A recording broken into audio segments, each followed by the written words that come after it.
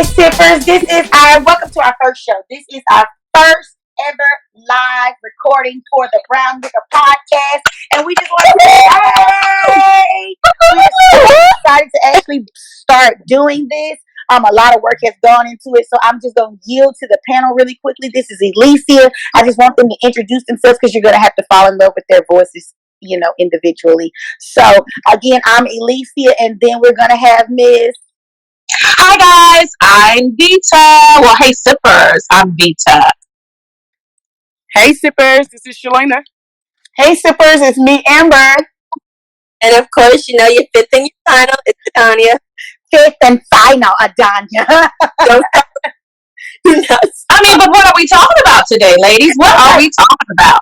Okay, so today is our first episode. Of course, you guys know that Brown Liquor is a podcast for, our Black community. We want to make sure that we're uplifting our Black community. So I thought it appropriate for us all to dive into the discussion of, am I Black enough? What does it mean to be Black anyways?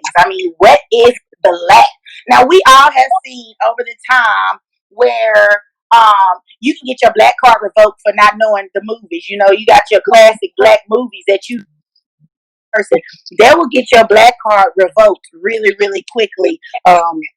Let's say you got your Black foods. You got the mac and cheese. You don't like mac and cheese. We don't know if you're Black or not. What is that? What was that? Macaroni and cheese, girl. Oh, I'm sorry. Go ahead. People be getting upset when you don't like macaroni and cheese. They be as long as they don't have sugar in it, I'm good. Or eggs. Mac and cheese. Eggs on mac and cheese. There's a lot of people of color. Eggs and macaroni and cheese. I'm just saying, eggs people who know how to make macaroni and cheese, but they only like the shell. That sounds very unseasoned, Vita. We don't do that. I'm just saying. We don't do that. So then you got your drinks. Everybody. What they say? When you order your Kool-Aid, or you tell somebody you want, Kool-Aid. And they say, what flavor you want? The red is what? Red. Red, though. What flavor is red? It don't matter. Not sugar. It just gotta be red. Before y'all tripping, because some people have cherry. I can't drink no cherry Kool-Aid. Chocolate red. Chocolate punch is where it is. So you got your. So again, it brings me back. What is Black anyway? As you know, we are very diverse people, and we have different perceptions and understanding of the consciousness. Right. And we just wanted to start this first show out by talking about, what is Black. So we're gonna just, dive right on in it, because today we're gonna ask each of you to give your idea of what Black means to you. I don't want to go first because I just went first. I will. I will. I'm nominated. Vita's nominated herself, so we're gonna listen to Vita's idea of what Black. Vita. Okay, all right. Okay, ladies. When I think of Black, or when I think of my Blackness, or how I define being Black, the first thing I think of, guys, is my name. My name literally means life. So when I think of Blackness, I think of life. Okay. And so when I also think of the definition of Blackness, I think of the originators of life itself. I think of resiliency. I think of the ability to overcome adversity. I think beautiful in every way. And I also have decided that because I live on my own terms, that when I think of the term Blackness, I don't think of it in the sense of what my family has told me, what the church has told me, what my friends have told me.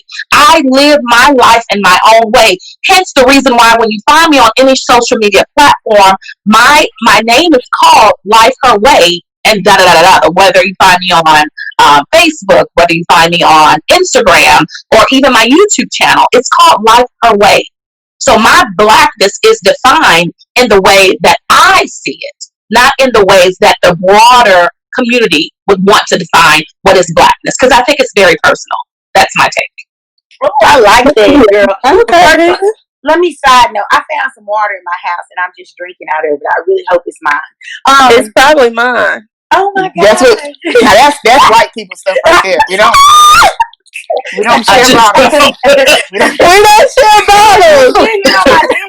We about to take your Black card.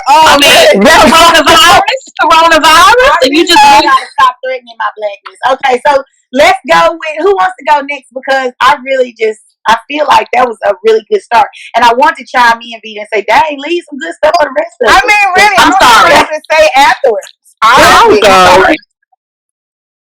Shalina. I'll go.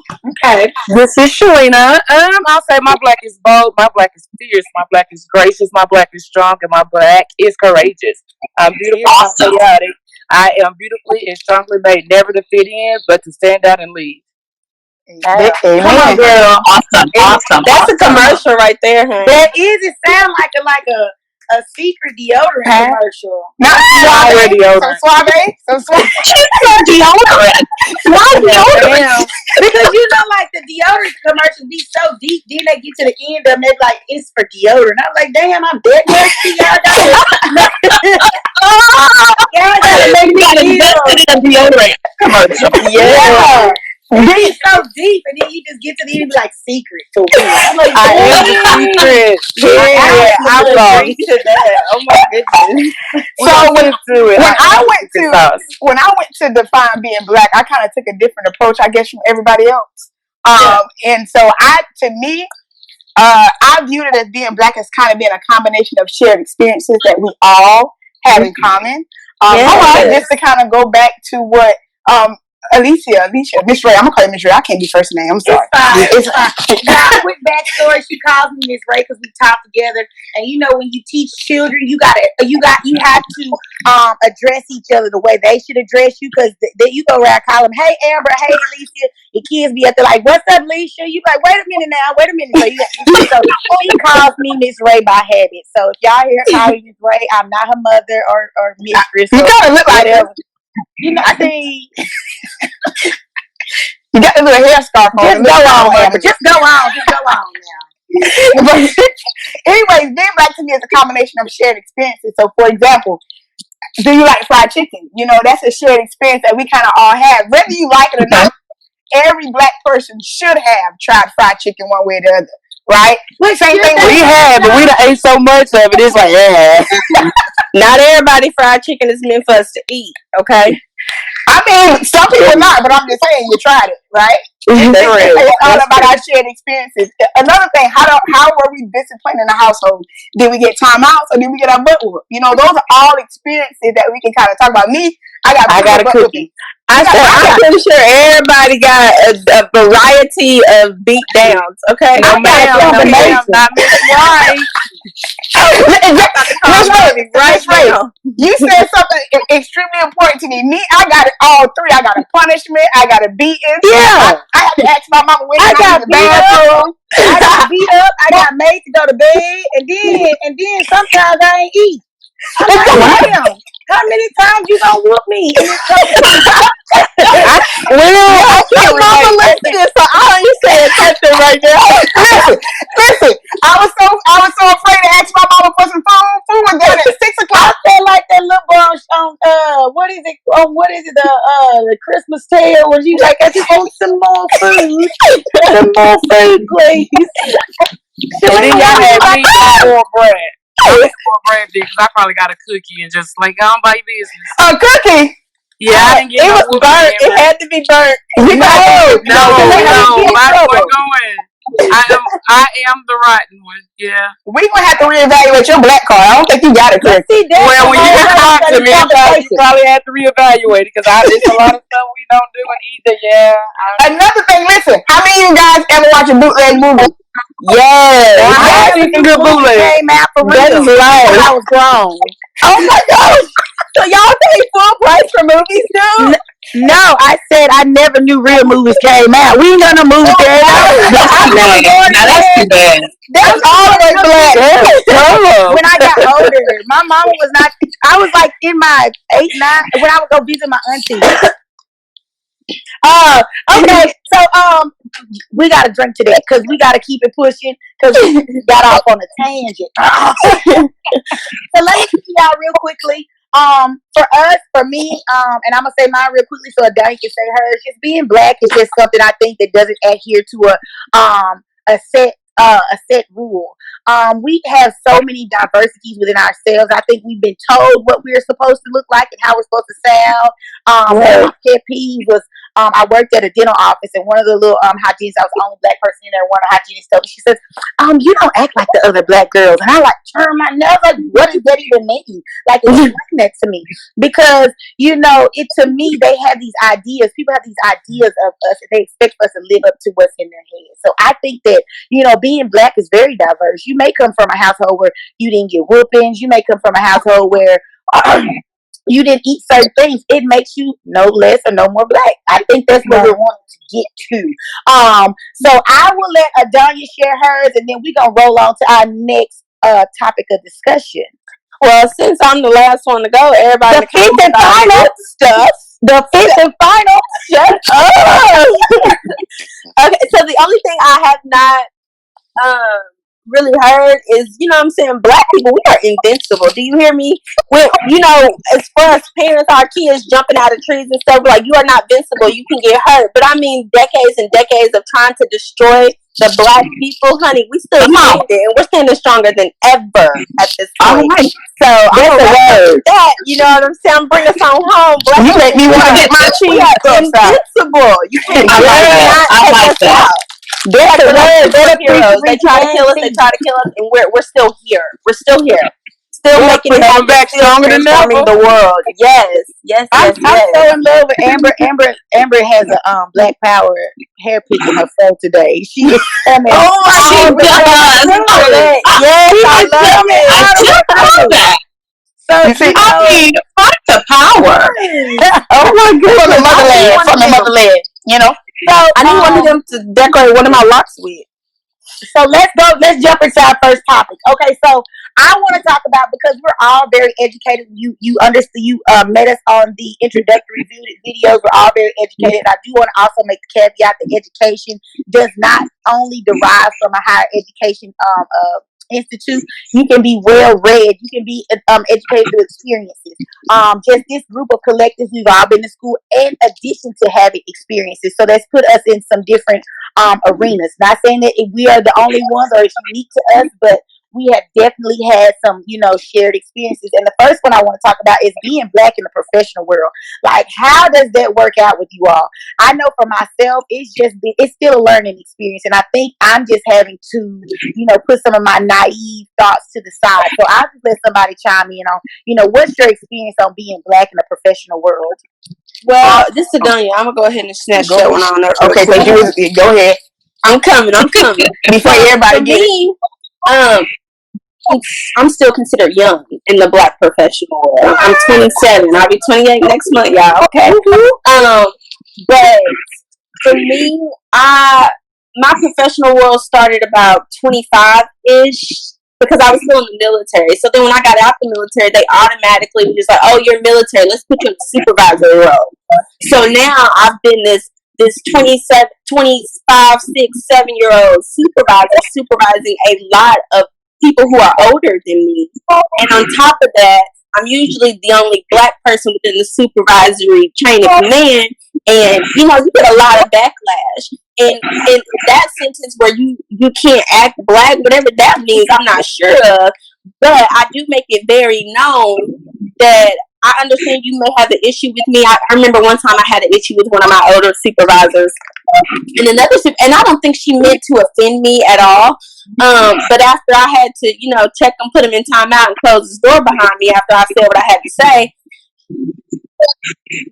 she said, I don't know what's going on, but I told him he's going to have to understand that his supervisor is a little black girl. And I was just like, oh Lord.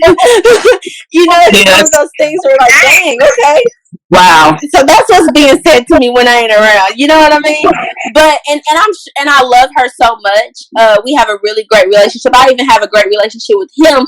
But I think it's more of a cultural adjustment for them than it is for me, because I never go anywhere feeling uncomfortable. Yeah. I'm never gonna go anywhere feeling at ease. So being a black professional, it is what it is to me. I'm not gonna adjust it. I don't have any other experience any other way, so this is all I know. Right. It's normal. All right, who wants to jump in on that next? I'm really interested to hear how Amber feels about it, just because she's teaching and she's doing so many things in a world where, as a Black person in education, it's already so much of a strain because of the way that a lot of our Black youth are viewed. So I really want to hear your experience. So for me, to me, being Black in the professional realm is definitely like a tug of war experience. Mainly because me being a teacher and me being an educator, and of course trying to follow the politics of education, and me also being a child who identified with their Black experiences, and then trying to navigate how do I move in that particular space. So on one end, of course I'm being pulled towards the politics of education, where it's just like I'm, trying to adhere to educational policies and whatnot. But then, in the same sense, we have these little Black children and little Black and brown babies who are going through their own experiences, and of course, I want to relate to it. And so, for me, I find myself a lot, honestly, trying to fight the battle on whether I should dim my light or shine my light in that experience. So, because here I have this child who suffering from whatever it is they're suffering at home. And then we have these educators or these people in higher positions who are kind of making their prejudgments based off the situation and not being fully aware of their experiences.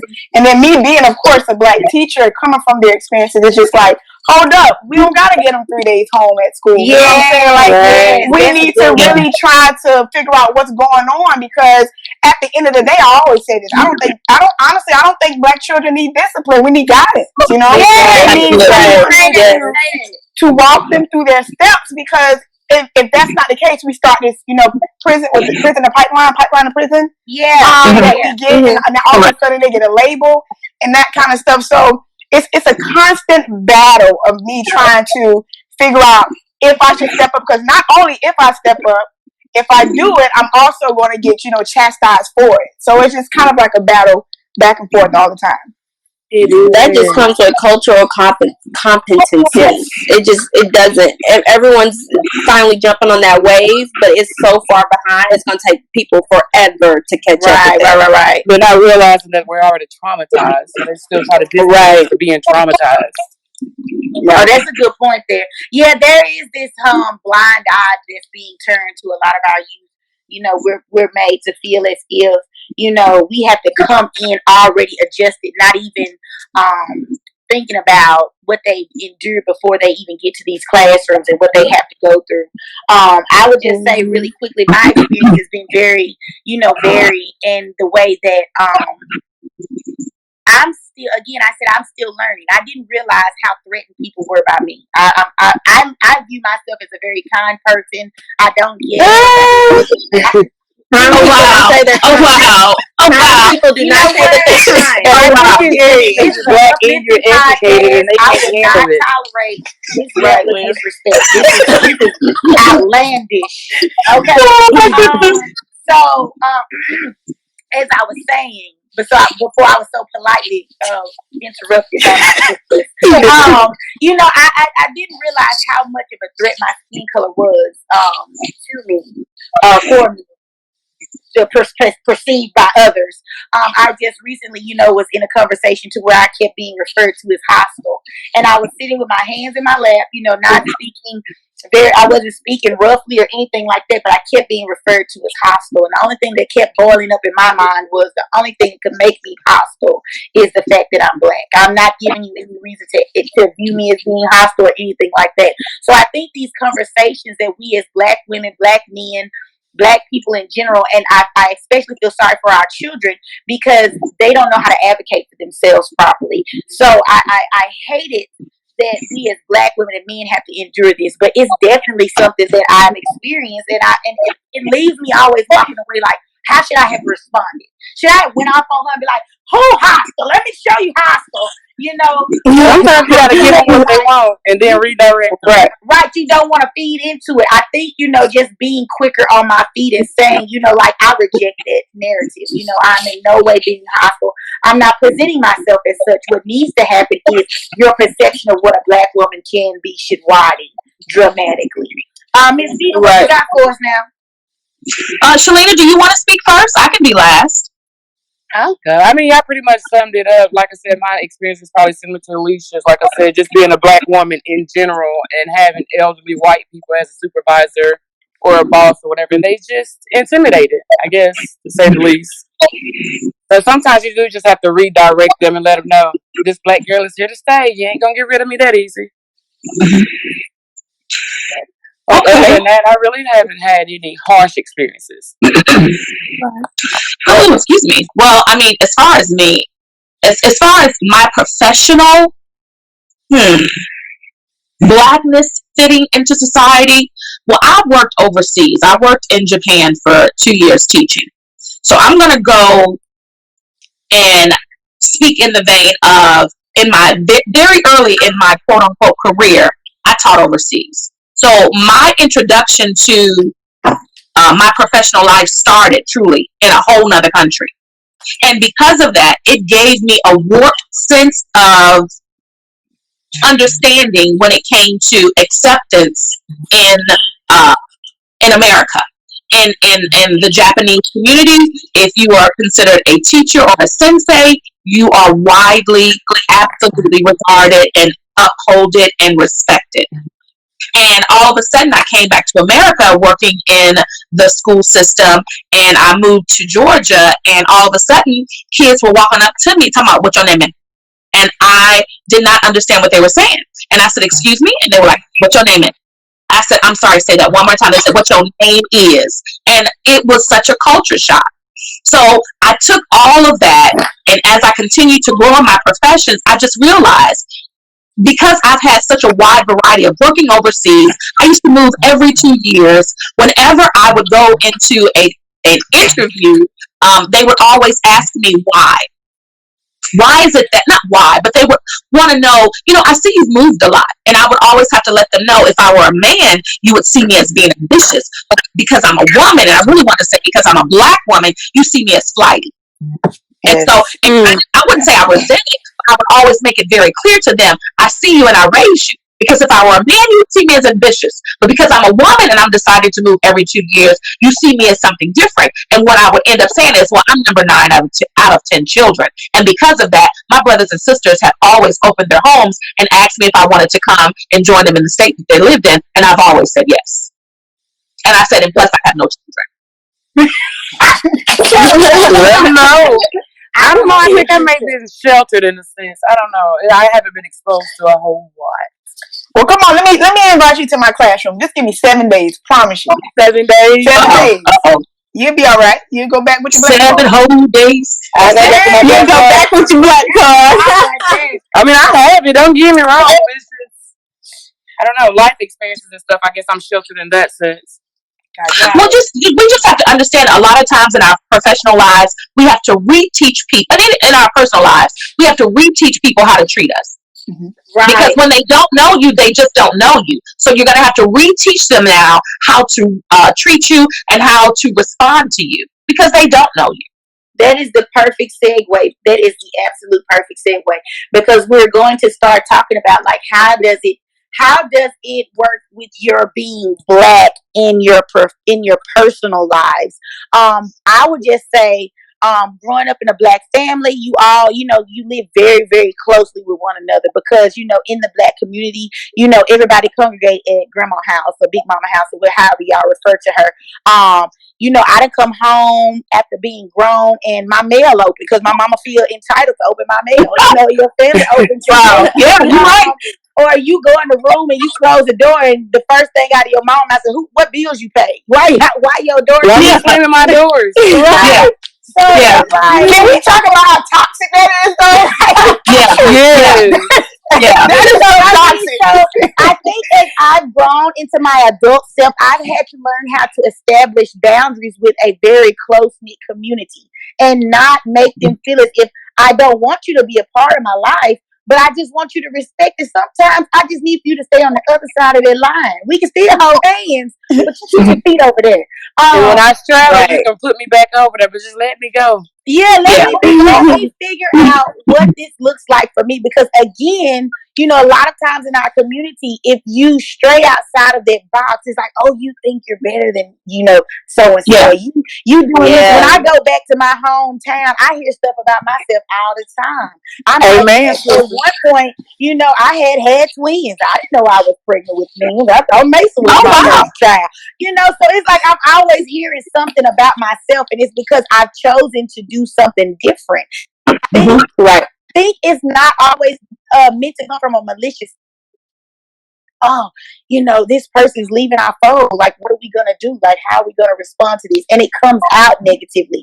I don't think that's the intent, but I think just realizing that it's very, very close knit in a Black community. How have you established those boundaries in your personal life? Well, right now, those boundaries kind of work for me in a positive sense because we live in a community so small. Everybody know my mama, so if I can't make it to the bank in time, my mom can go cash a check for me. Okay? Wow. Back there, I'm like, Mama, can you go cash? I ain't trusting my mama to cash a check. She probably gonna get us some money out. That has worked towards in a negative light for me before, but like I said, my mama listening. So tell the truth. Girl, she gonna come hand you your baby back, and I'm about to get popped, okay? Looks like you still got some, issues you're dealing with from the past that you want to talk about. Yeah, right. Like I'm scared. The door closed, but it's kind of crazy. Right, don't be scared now. I don't know. I guess personally, like it ain't closed all the way. Just ducking eye. Yes, girl. What were you about to say, Shalina? I'm interested. I am interested because I guess, you always tell me, I guess personally and stuff like that, you come from a family that communicates. I know me and my family, we don't always talk about stuff. We just kind of deal with stuff on our own. So I guess just opening up more is something that we've always struggled with too. And also, I'm no talker buddy, but I can write, I can run it off, I can punch it off, I can do whatever, but I don't really communicate well. And that's something that I see myself struggling into, like my parenting as well. I find myself getting frustrated with Hayden because he's not communicating, but yet I'm not communicating. Right. But that was just something that I guess that was instilled in me early on. We went to the Jake and Peter house every Sunday dinner, every holiday, but baby, we don't talk about nothing. Right. So if there's an underlying issue going on, if somebody has some discrepancies, it wouldn't be hashed out at the family gathering like some families do. Right. And then personally, like I said, I'm from the Kenneth. They don't like you because you're Black. They don't like you because you're doing this. They don't like you because they think you're better than everybody. Oh, you got an attitude, girl. No, baby, I'm just me. They just don't like my fault. You know what I'm saying? Don't punish me because my mama went out and done what she needed to do. You're sitting. I think that's an important thing that you said, because I've had those same experiences too. But before we can kind of begin to talk about that conversation, we also got to kind of highlight how systemic, to me personally, systemic racism has also played a role into how Black families are manifested into today's world. So we are kind of like conditioned to be at competition with one another. If you date back to, slavery, where, the lighter skin was, in the house, where the darker skin was out there doing more hard labor. And so, like, I do most definitely agree with the sense that, me being, going out to get my college education and having those shared experiences are something that kind of raised the eyebrows to some of my family members. As it's like, you think you better than everybody? The same 7 days, the same 24 hours. Right. But we just all, and it's just like the Black, I think it's just that kind of crab in the barrel mentality, where it's just like, I want to see you doing good, but not better than me. And so that's something that we have to realize, honestly, was instilled in us from all the way back up to slavery. So when we're addressing these things, yes, it's something to be talked about, but we also got to kind of figure out the foundation of it and, meet them in the middle and then figure out how can we work on that as we're progressing relationships in our personal life. Because it done created so much tension. It's like, Yeah. At one point, I just quit going to family gatherings. I'm just stay at home. I don't know if y'all helping me or what. Well, I mean, okay. And this is when I think about how my Black family fits into what society or what is the norm. And it's sad. I hate to say this because that is such a broad statement, but be your because I know so many families that are always at odds with one another. Like they can't have family gatherings. There's somebody always bickering. There's something. It's almost like these families are comfortable in chaos. Like if there's nothing chaotic going on in their family, then they don't really know how to live and grieve. And so when that happens in that family, then those individuals become individuals who are comfortable in chaos. So they take that in their everyday life, they take it in their professional life, they take it in their religion, they take it in every part of their lives. My family's totally not like that. And I'm so grateful that I grew up in a family. Absolutely.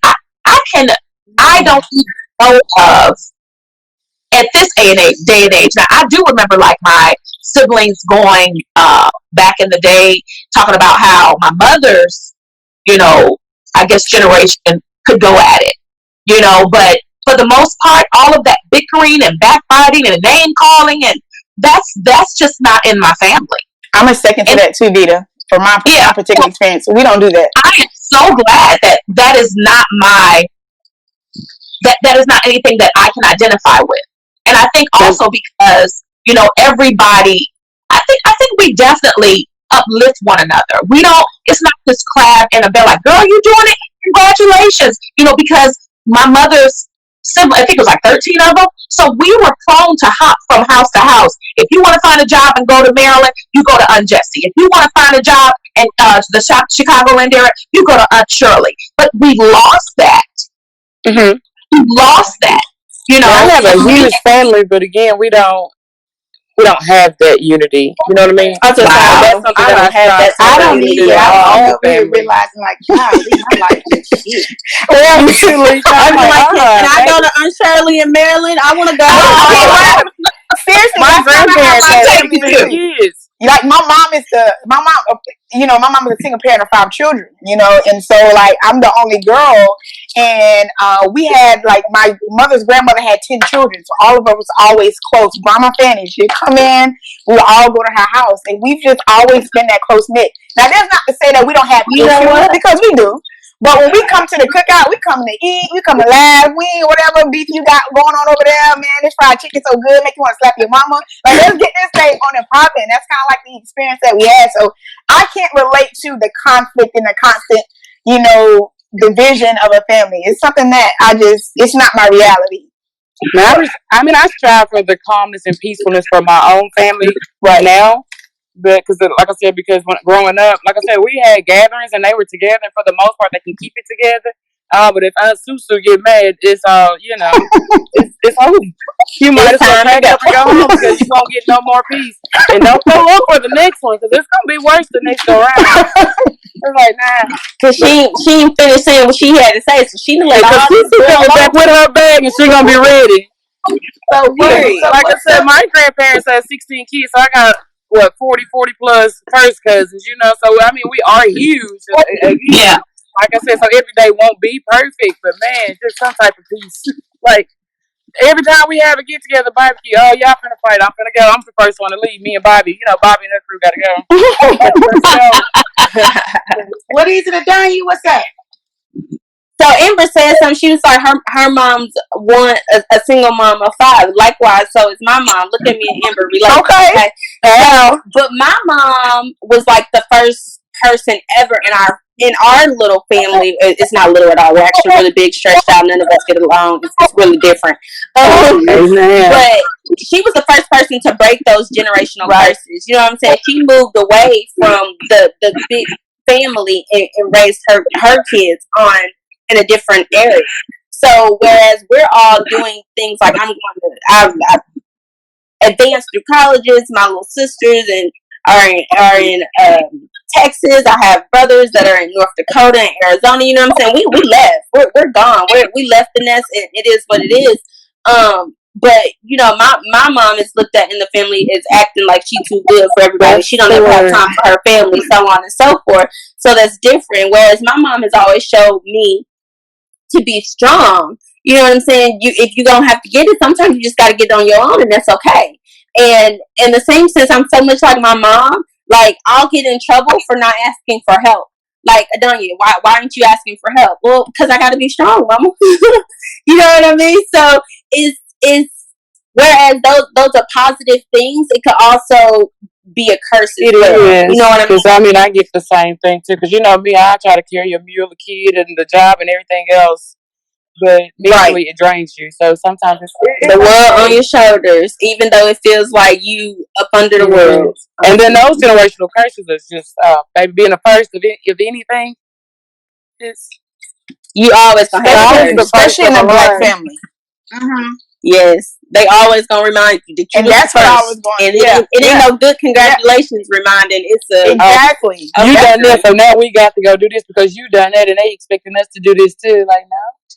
Right. Well, the word that sticks out to me is just obligation. Like that has always been that's a good one. Obligation. Yes, because you know, not only once like you speak about your story of dying when you say your mom kind of went off and did her own thing. I don't think they came at her as a sort of resentment or that they were truly upset, but it's just like now you've set yourself aside. Now you're obligated to pull us out of this barrel. Right, and so like that's kind of what exists in our, you know, in our homes. Even for me personally, as a child, being coming from a single parent home and going to college and you know achieving all these things, I felt obligated to go back and take care of my mom. You know, but me too, Amber. That's not. I had to really battle with that over the past year or so, and just like my family, not just my mom in particular, but it's just like that obligation and that pressure to do so much, and that is huge when you're trying to break generational curses. It's like you gotta put everybody else back there. And so I think it's important to really find, strength into that. Take ownership of your own journey. I know that I had to come in the realization that my mom is our own person. I say that's easy. It's so easy, right? It's so easy. But you gotta realize that your relationship with your mother as an adult is different than your relationship with your mother as a child, right? And so the things, right? So let's carry forward because what you all were talking about was just awesome sauce, and I think that it's definitely something that we have to discuss. And honestly, this topic is so complex. It could be multiple shows, honestly. But Amber said something earlier about the systematic racism and how it has impacted the community, the Black community, all these years going forward. One thing that I could think about that just hits me right in the face is that back in 1799-ish, 1800s, you had Samuel George Morton, who was a physician that made up this idea that the size of a person's brain dictated their capacity for intelligence. And of course, he labeled, Caucasian brains as being the largest, and therefore they were the most smartest. They were the smartest of the races. Then he came in with the Native Americans falling in the middle, and then he labeled Black people as being the smallest brain sizes. And unfortunately, his exact words were joyous, flexible, and indolent, while the many nations which compromise this race present a singular diversity of intellectual character, of which the far extreme is the lowest grade of humanity. So he basically said we was dumb and just the bottom of the barrel.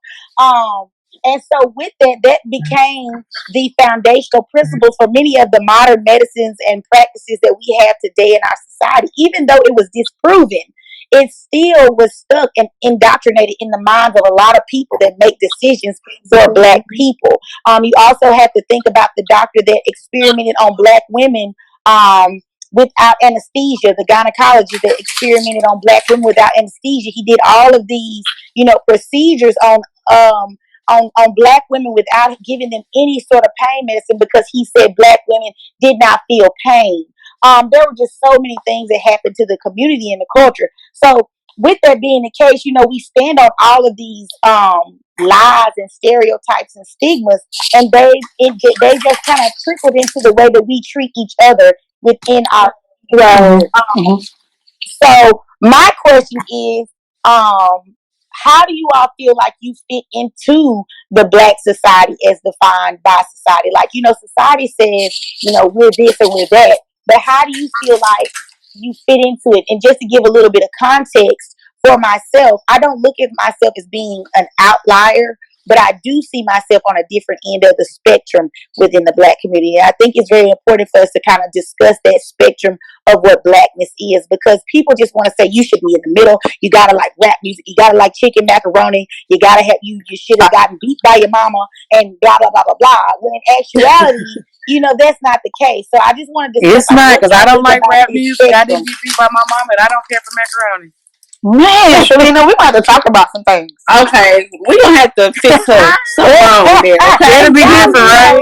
Because that's what we want to talk about. Because we have a lot of Black members of this society, of our community, that feel extracized or ostracized from the community because they don't like things. Let's just talk about for a second. We had Karen in the park in New York that didn't want to put her dog on a leash, and the Black gentleman asked her to put her dog on a leash, and she chose to, of course, call in a false call. But when people found out that this Black man was in the park watching birds, the first thing they said, "What Black person watch birds?"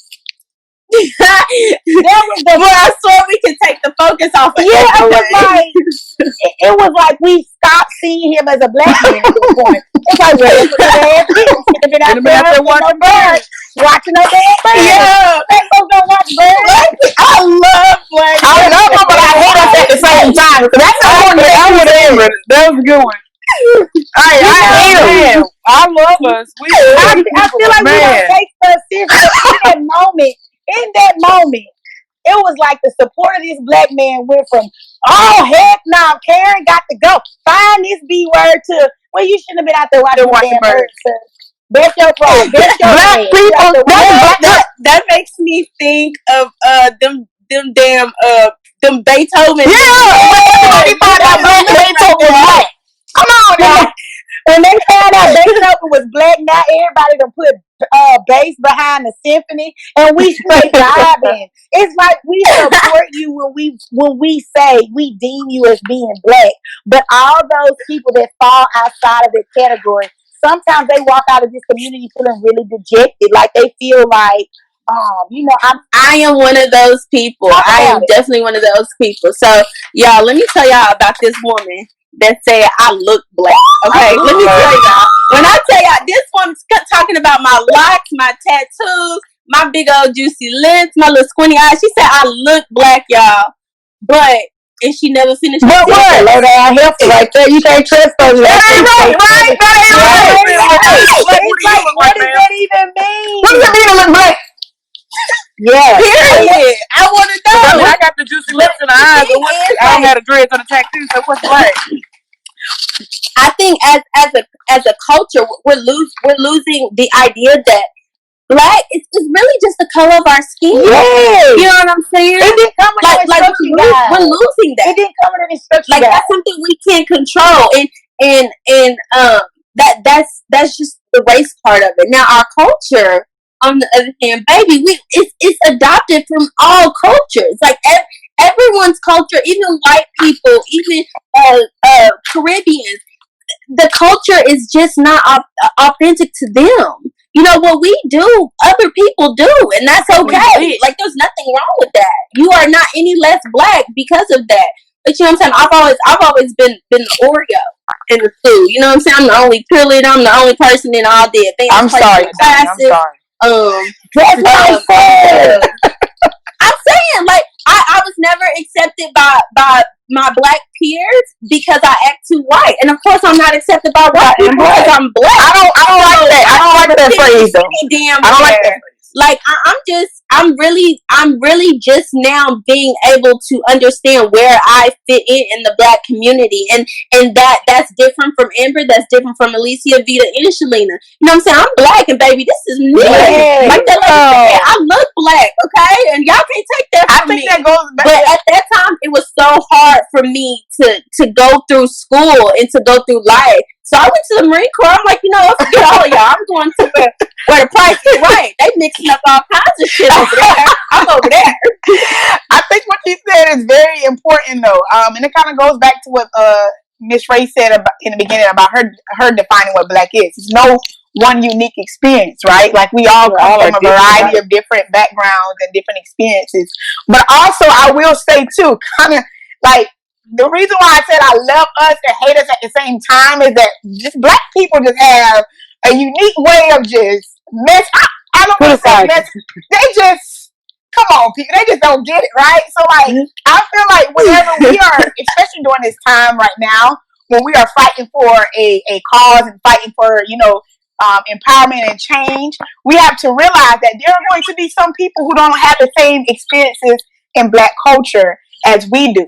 And instead of chastising them and, well, you need to do this or we going to disown you, that's the same kind of conversation we need to have with them that we are expected to be educated. Because there are a lot of people, even like some of my kids who are young as 10, 11 years old, who feel guilty for not having the same experiences as their other black peers. Yeah. And it's just like, that's okay. You just came from a different background. It doesn't make you any less black. And we as black people. What is this thing where people feel like you got to struggle to be black? I didn't really. You got so many. You got because that right there is the social norm that has been established for us. Black people are come from struggle. Point blank. Period. So, say for instance, you got so many affluent black kids that want to be black. You hear them, not black, affluent black kids that want to be poor so bad. They rapping from the suburb on their MacBook Pro, talking about how they in the refrigerator and their lights was MacBook Pro got some good quality though. I'm like, what is y'all talking about? Y'all live in freaking the burbs. Stop it. Like, if they feel as if when I talk now, me and Amber both talk in Lake City, South Carolina. However, I'm gonna need y'all to stop. However, there are some kids that their parents have made some money. They can come to school and afford certain things. But honey, they would come to school and act like they were struggling just to say that they could fit in. And it's like, what is that? We are allowed to be affluent. We're allowed to be educated. We're allowed to have all these amazing, wonderful things that we ascribe to the white culture just automatically. Oh, you talk white. What is that? What does that mean to talk white? So I think you talking in complete sentences and actually enunciating your words. When I graduated from Clemson and came back home, my mom said the same thing. You go out there and you talk white. I'm just like, I don't want to slur everywhere that come out my mouth. Like, and I drool sometimes. Sometimes you be talking about certain words and don't know how to keep your lips. And then if you got slob on your shirt, then is she out? What's wrong with her?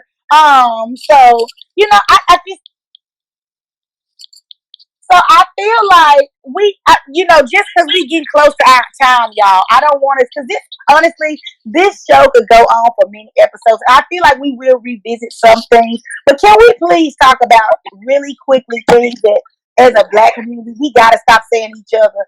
We got to stop saying this. You got to stop telling each other that we act white. What does that even mean?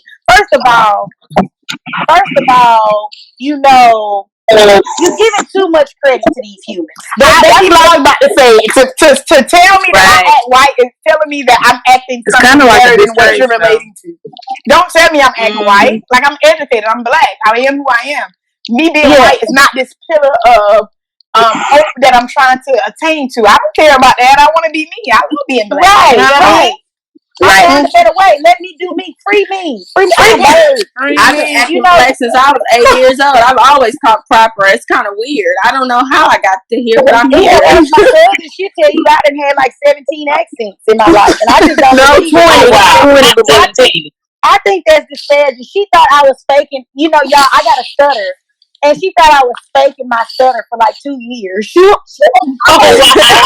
committed to stuttering. I don't know, Ms. Ray. You clearly speaking Russian or something, so I don't know. I could when I met you, I thought you was from the motherland for real. Y'all know I want to be. She wants to be from Nigeria so bad. From the motherland so bad, and she ain't. She wants to be from Nigeria. That's right.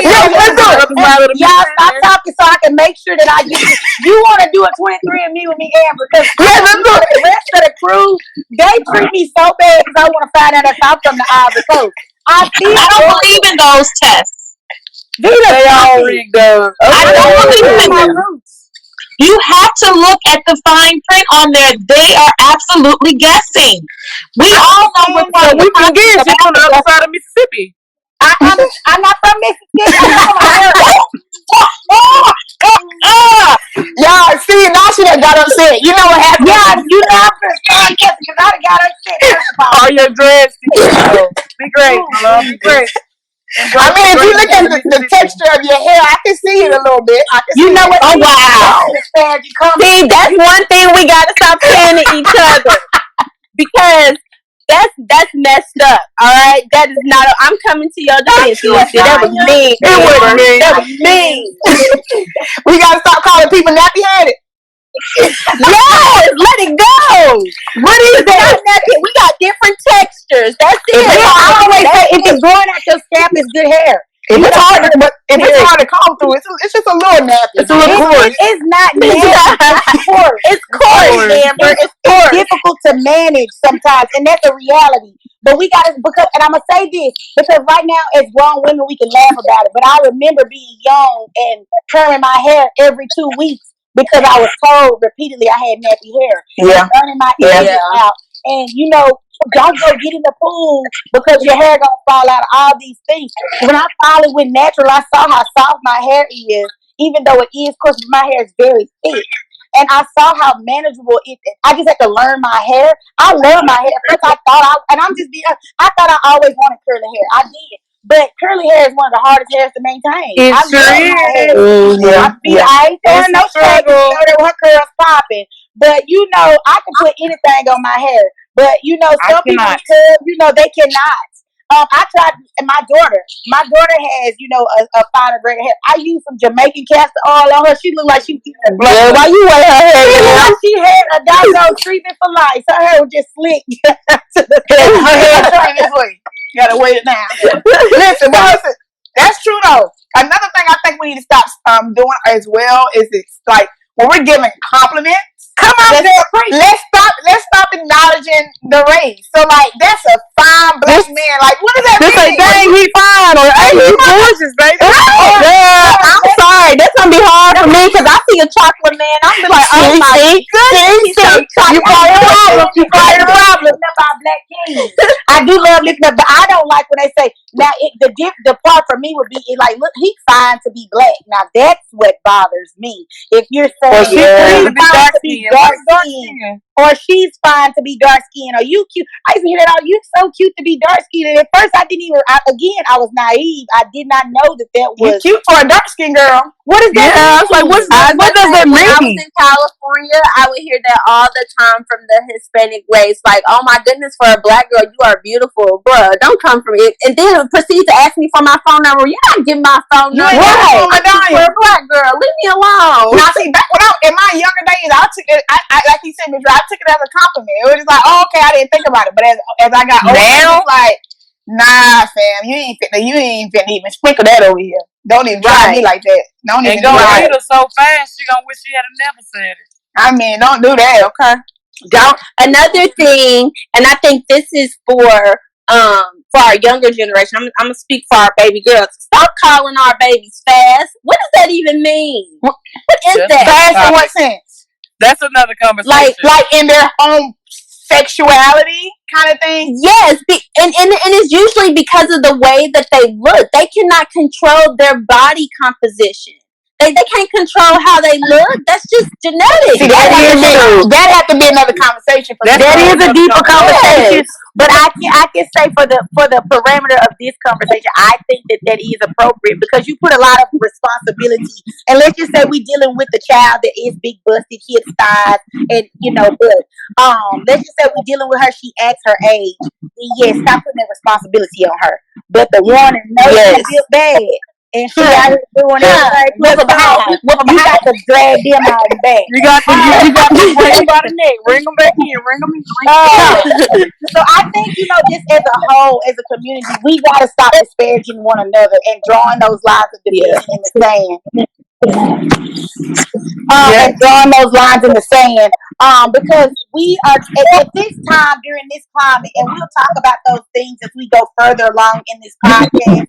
We just didn't want our first show to be real heavy because it's heavy right now all around us. We really just wanted you all to meet us on a fun topic and just talk about some of the things that are unique to us. But and I think that fall in line with what the show is going to be about. But we've got to stop drawing those lines of division. So to wrap it up, we just wanted to leave you all with the idea that black is a spectrum. If you were born in this beautiful skin, guess what? You black. You made it. Embrace it. Yep. Yes. Coming in the mail in 5 to 7 business days. If black people saying it, it'll be there in 3 weeks. That's too bad. That's too bad. That's too bad. Look, black people time. Come on now, we gotta do better. Okay, we gonna start getting stuff out on time. Listen, I show up on time. I'm early. So not me. One thing about me is I'm gonna be late, but I'm coming. I'm gonna be late. I'm gonna show up. One thing about me is it's gotta be like when I was in college. I would show up late the first day because I had to set that standard. You gotta be expecting me to come in here on time. So, we gotta wrap it up and just say, black is a spectrum. I think we need to just leave with the idea that, again, if you were born in this beautiful skin, baby, you made it. So you need to enjoy life as you enjoy it, as you see fit to enjoy it. I may not like anime. I may not like to read books all day, but I do.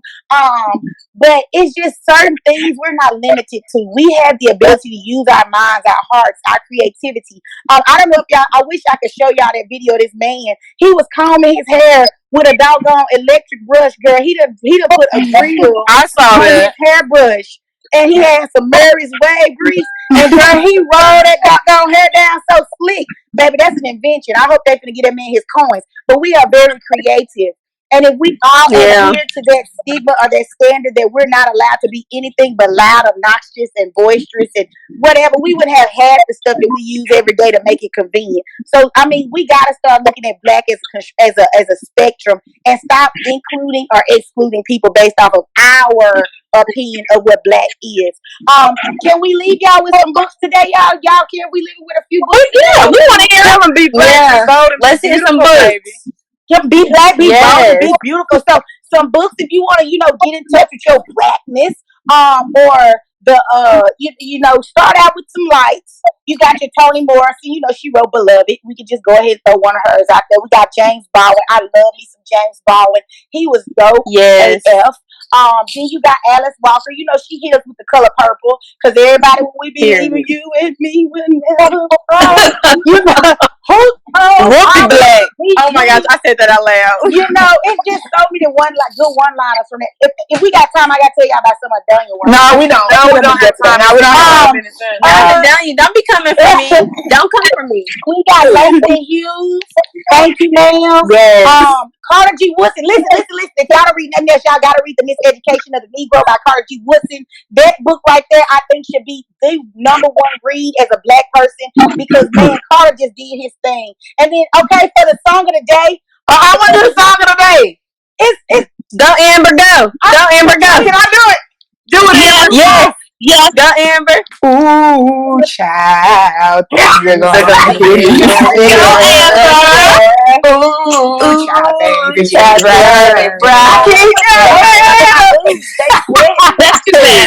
That's too bad. Well, where can we find you ladies on social media?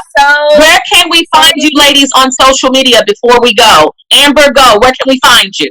Everybody except for my students, you can find me at Amber Unleashed _ on Instagram, Facebook, Amber R. Cooper. That's it for me. All right, Adonia is simple as it comes. Adonia Nelson on Instagram and Facebook. And I'm Miss Shalina on Instagram, Snapchat, and Facebook. Say it again, Shalina. Alicia. This is Shalina White. Okay. And Alicia. I'm trying to say it. I don't know what my social media is. I changed. Her name is Alicia Ray. Renee Lynn. It's Renee Lynn _22 on Instagram and Alicia Ray on Facebook.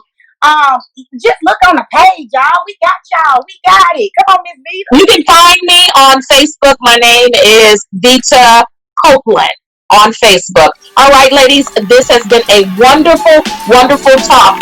Go ahead and leave us out, Alicia, and we'll see you all at the cookout.